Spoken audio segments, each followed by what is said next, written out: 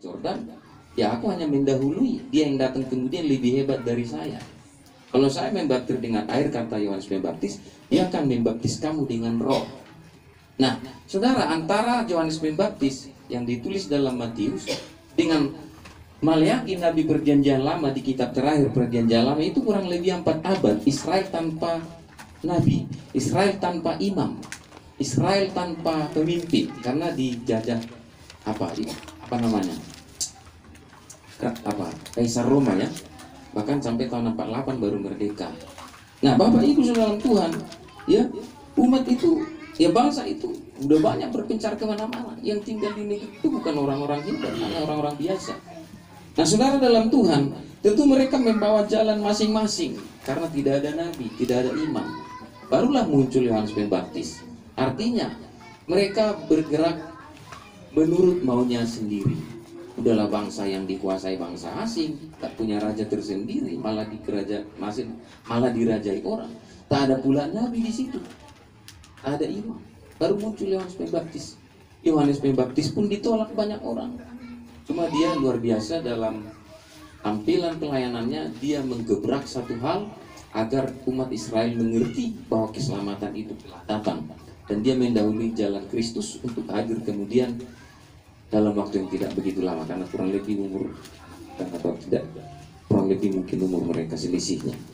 Nah, saudara dalam Tuhan, Yesus menyatakan berjuanglah untuk masuk melalui pintu yang sesak. Dia memberi satu penggambaran tentang pintu yang sesak dan jalan yang sempit tadi dalam Matius 7 ayat 14. Artinya apa? Bahwa pengiringan kita kepada Tuhan itu, kalau boleh diistilahkan ya, lebih dari kata serius. Kenapa? Karena kalau kita baca itu sangat selektif. Di ujung jalan yang sempit hanya sedikit yang lolos. Luar biasa itu, saudara. Dan Yesus punya alasan mengatakan itu. Kalau kita baca di dalam catatan Matius, sejak tampilnya Yohanes, yang kerajaan Allah diserong, dan orang yang menyerongnya mencoba menguasainya. Artinya ada yang mencoba membuat gerakan menyimpang atau menyesatkan dari jalan Tuhan. Itu sejak tampilnya Yohanes. Siapa yang mencoba menyerong jalan Tuhan yang diberitakan oleh Yohanes? Siapa yang mencoba menguasainya? Itulah orang-orang tadi, ahli-ahli Taurat dan Farisi. Dan orang Farisi itu pun ada 2 golongan. Ada orang Saduki, dia masuk di dalam kalangan mahkamah agama Sanhedrin, itu ada 70 orang ya.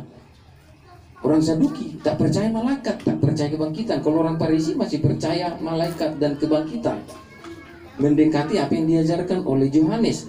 Cuma mereka tidak satu haluan, itu masih berbeda. Karena Yohanes kan gerakan baru, Yohanes Pembaptis. Sementara orang Farisi itu ya masih versi Musa, berbeda. Nah, saudara, artinya ada beberapa paham, sehingga Yesus mengingatkan mereka agar mereka mendengar apa yang disampaikan Yohanes dan juga menerima apa yang disampaikan oleh Yesus bersamaan. Karena tidak beda jauh umur Yohanes Pembaptis dengan Yesus lahirnya. Tentu pelayanan mereka pun saling melengkapi, betul ya? Saling melengkapi. Nah, Bapak Ibu Saudara Tuhan, kita lihat selanjutnya di sana. Ayat 25. Ayat 25 ini adalah penggambaran tentang akhir dari akhir zaman. Jika tuan rumah telah bangkit dan telah menutup pintu, kamu akan berdiri di luar dan mengetuk-ngetuk pintu sambil berkata, Tuan, bukakanlah kami pintu. Dan ia akan menjawab dan berkata kepadamu, aku tidak tahu dari mana kamu datang. Loh, ini gambaran umum yang dipakai oleh Yesus untuk menjawab pertanyaan orang tadi. Sebetulnya mungkin arahnya bisa juga kena ke dia, cuma Yesus kasih tahu secara umum karena Israel menolak dia. Jadi dikatakan banyak orang akan berusaha untuk masuk tapi tidak akan mendapat. Kenapa? Karena apa?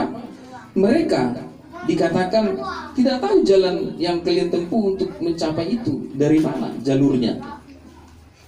Ini nampak kelihatan bahwa memang pada zaman Yesus hadir ada di Israel ya. Betul seperti yang kita sampaikan tadi, mereka bawa jalan masing-masing, punya haluan tersendiri. Saya nggak tahu berapa kelompok itu. Yang disorot oleh Yesus adalah mereka yang mengikuti jalan yang mereka rancang dan kerjakan sendiri, di luar dari jalan yang ditetapkan oleh Kristus. Sehingga dalam Yohanes pasal 10 dia jelas mengatakan, akulah pintu, akulah gembala. Yang lain itu pencuri, bukan masuk melalui pintu, katanya. Akulah pintu kepada domba-domba itu. Padahal ada nabi dulu, ada imam-imam, semua itu sudah pada lahir. Itu dari Maleakhi yang terakhir yang bagus ya. Habis Maleakhi sampai Matius sudah ada, muncullah Yohanes. Artinya Bapak Ibu saudara Tuhan, bahwa Injil atau kabar baik yang memberitakan tentang Kristus, kelahirannya, kehidupannya, kematiannya, kebangkitannya, dan kuasa kebangkitannya dan janji pemeliharaannya bagi kita, itu yang tertuang dalam Injil. Ini yang mesti kita pegang sebagai acuan untuk kita dapat berjuang terus hari demi hari dalam pengiringan kita kepada Kristus menurut iman yang kita miliki yang lahir dari kitab suci. Benar-benar kita harus lebih mantap lagi. Saya tak sempat buka ayatnya. Kalau disebut tadi mereka ada yang cari jalan sendiri ya untuk mencapai sana, nggak bisa kan? Terus kita apa? Kita punya kitab Perjanjian Lama, Perjanjian Baru. Sederhananya dituliskan oleh Paulus dalam 2 Timotius 3 ayat 15, 16, 17. 2 Timotius 3 16 ayat 7 ayat 15. Sejak kecil engkau sudah mengenal kitab suci, kata Paulus kepada Timotius. Kitab suci itu bisa memberimu hikmat dan menuntun engkau pada keselamatan dalam imanmu pada Kristus. Saudara dalam Tuhan, itulah yang kita punya. Memang ketika orang ini menanyakan itu kepada Yesus, Matius sampai Wahyu belum ditulis, ya, karena beberapa puluh tahun kemudian baru dikanon, disatukan. Nah artinya, kalau orang ini bertanya seperti itu wajar. Dia belum punya panduan Matius sampai Wahyu. Kita yang sudah punya panduan, ya, Kejadian sampai Maleakhi, Matius sampai Wahyu. Hendaklah kita nggak bertanya lagi kepada Yesus. Setuju Bapak Ibu? Amin. Kenapa saya katakan kita hendaknya tidak bertanya lagi? Orang sudah di tangan kita kok ini. Ya kan? Kan kita sudah punya masing-masing. Tinggal apa? Baca saja. Wahyu 1 ayat 3. Berbagilah membaca, mendengar dan menuruti. Tinggal kita melakukan lagi. Dan pasti kita mendapatkan hikmat dan tuntunan. Kita nggak perlu dituntun oleh orang lain, karena kita sudah punya Alkitab. Mendengar kisi-kisinya mungkin perlu, tapi kita harus juga belajar Alkitab sendiri. Setuju Bapak Ibu? Setuju kan? Karena jumpa dengan gembala kita mana mungkin tiap hari kan? Ya ini ingat apa pesan juga bagi kita Bapak dalam keluarga kita. Saya berharap di keluarga kita Tugas Mamora ini, Puru Beri Bebere, semua kaum bapak sudah lulus jadi panutan dalam keluarga masing-masing.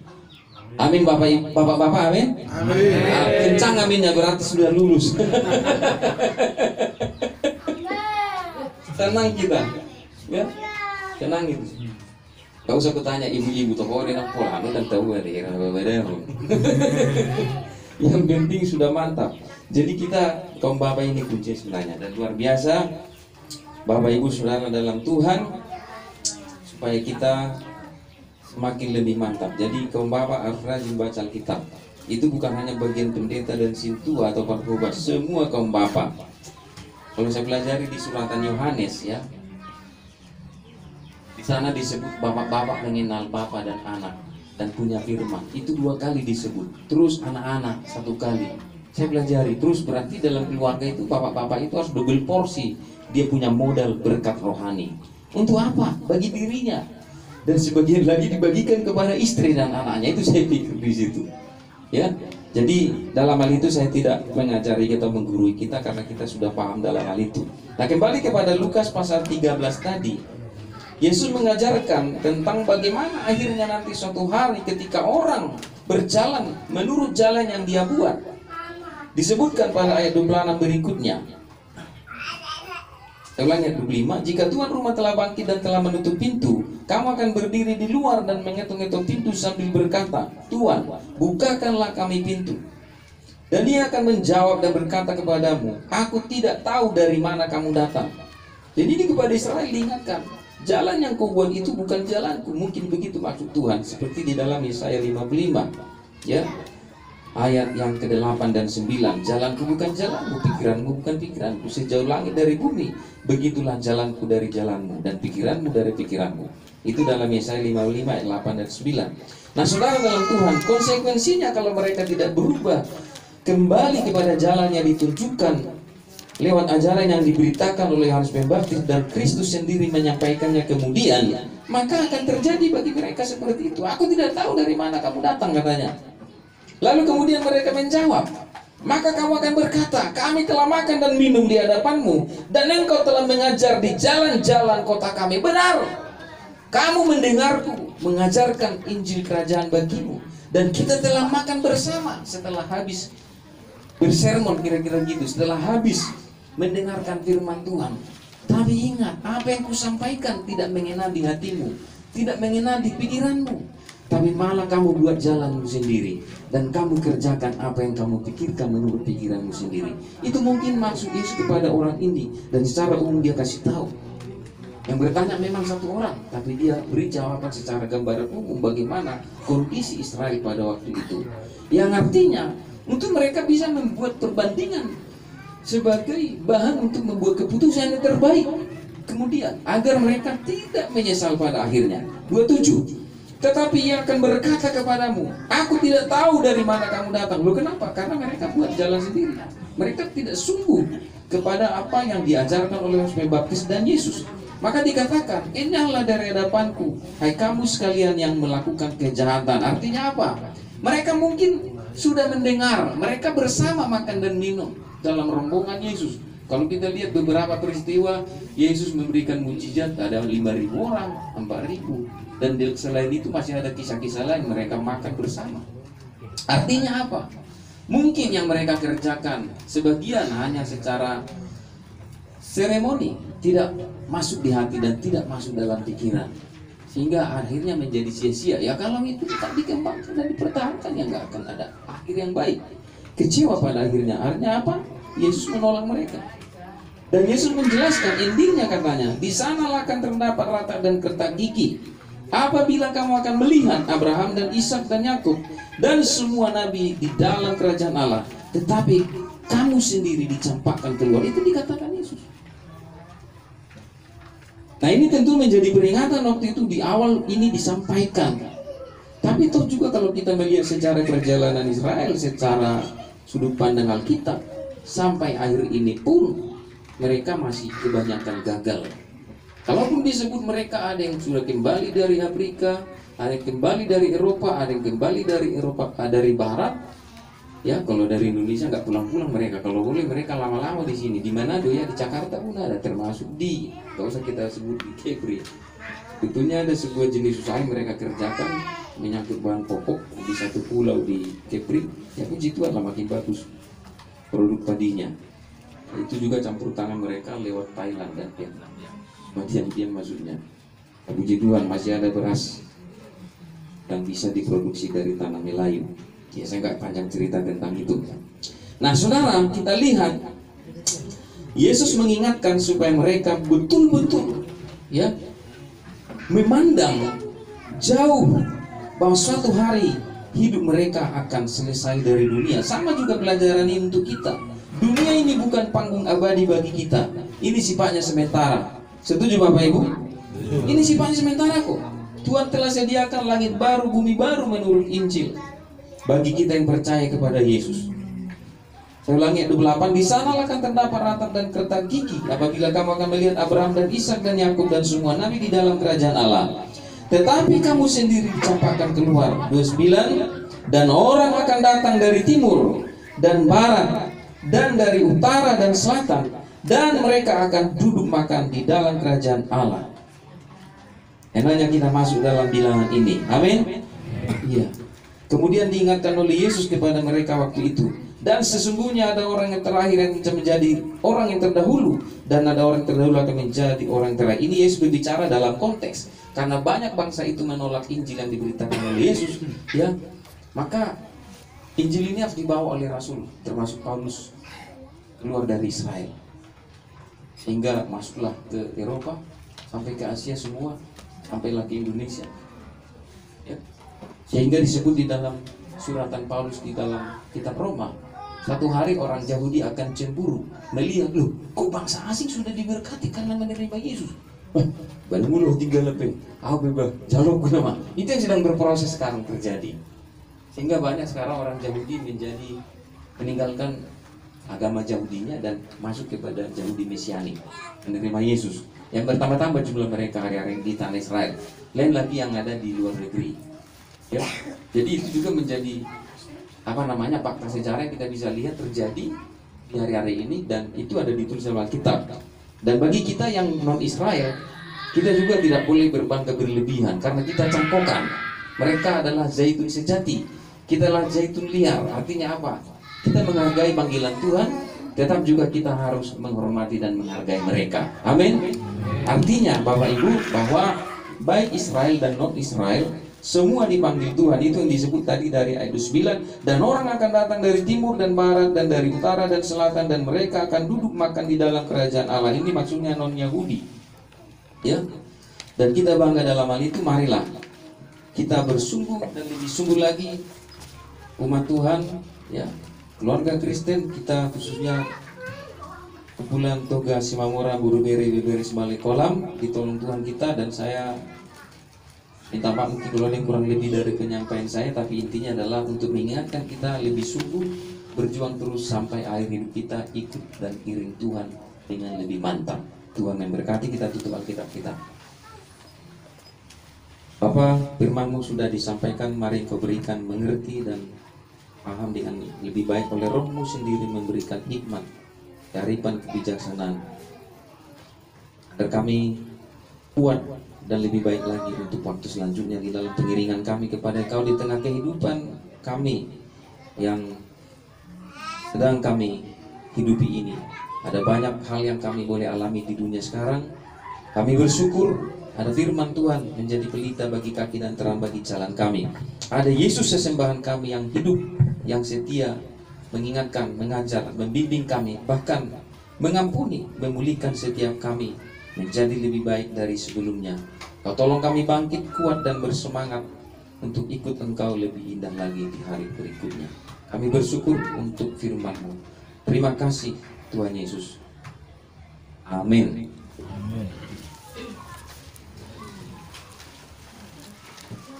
Terima kasih untuk firman-Nya buat kita semuanya.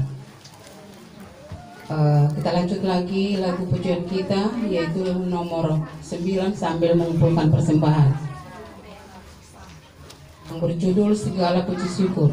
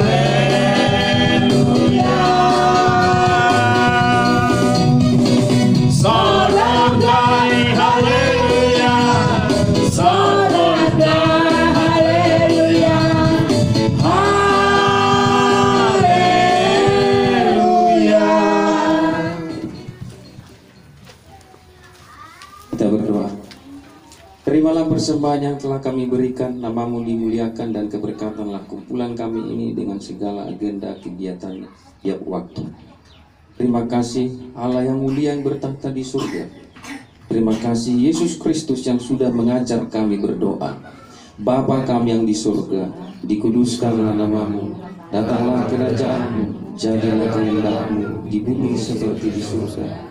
Berikanlah kami pada hari ini makanan kami secukupnya, dan ampunilah kami akan kesalahan kami, seperti kami juga mengampuni orang bersalah kepada kami. Dan janganlah membawa kami ke dalam pencobaan, tetapi lepaskanlah kami daripada yang jahat. Karena Engkaulah yang punya kerajaan dan kuasa dan kemuliaan sampai selama-lamanya. Amin. Terimalah berkat. Tuhan memberkati engkau dan melindungi engkau. Tuhan menyinari engkau dengan wajahnya dan memberi engkau kasih karunia. Tuhan menghadapkan wajahnya kepadamu dan memberi engkau damai sejahtera. Dalam berkat nama Yesus Kristus. Amin. Kita nyanyikan 3 kali amin. Amin. Amin. Amin.